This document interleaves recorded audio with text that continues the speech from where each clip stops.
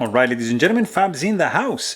And today I'm in the house with the Steelcraft series Bodega Pocketknives in the house. And we're gonna try to improve the action and just clean it up on the inside. I know it's already clean, but I just want to show you guys what this guy is looking on the inside. But hey, don't forget to like the video and to subscribe to the channel if you're enjoying this kind of content. So let's go ahead and take this guy down with the T8 Torx bit screw, starting from the handle like that. And you're gonna have 1, and you're gonna have 2, and you're gonna have 3 of these screws taken apart, and just 1 pivot left. So sometimes these guys come with a Loctite pivot, which is a pain in the butt because the pivot is spinning and there is nothing on the other side keeping it from you see, it's like that. There's no way you can keep this guy just not moving. So one solution can be just use some super glue right over here, so this guy's not going to be moving, and then you use some acetone to take it away, you know, to remove it. Or you just can use some heat, like in the form of a heat gun or a soldering iron, to just melt away the red Loctite, if any.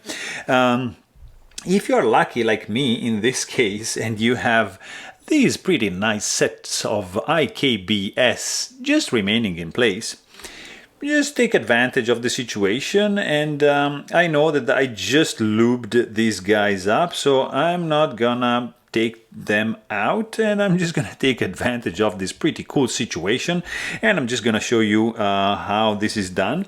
So basically, there's we can actually do take advantage of the situation again and just tap like with some alcohol swab like around like this. So because there's no cage, and you want to keep a pivot in place. So in this case, you can just press and let this swab here absorb all the grease.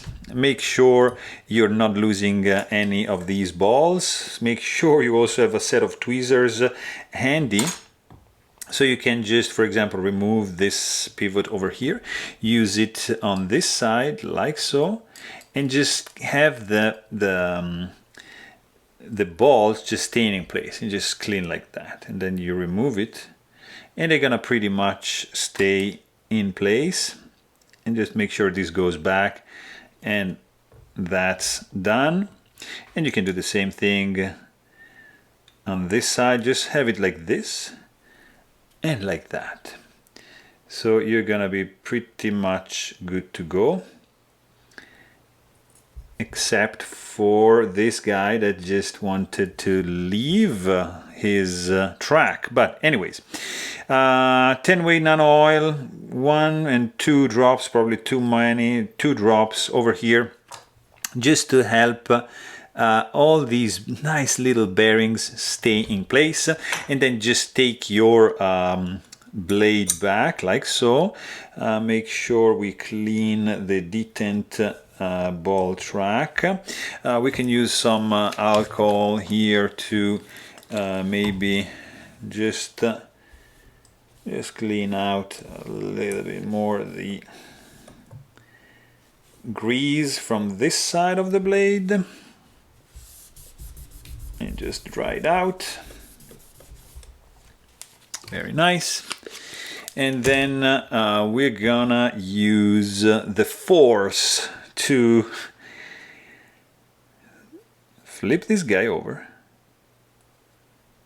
and pretty quickly just set the scale on top of that and just squeeze it down.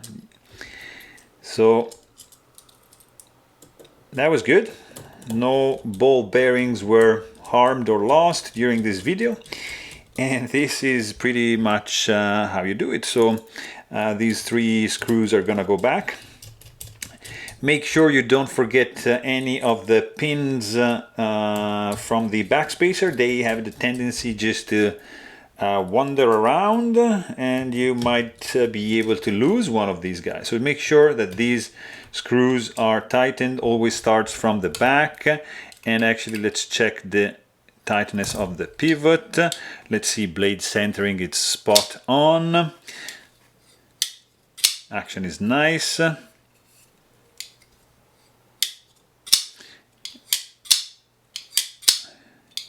Very good. There's no lock stick, nothing going on. I'm gonna use just, you know, a little drop more just on the detent ball, like so, and just to see if we can just spread a little bit on the detent ball track, and that's a nice action. I would have expected something maybe a little bit more drop shotty because of the weight of this blade. See, you just need a little wiggle for it in order to drop shot. It is also like a brand new one, so it might be needing some breaking in period, but it's pretty good in my books. So there you have it.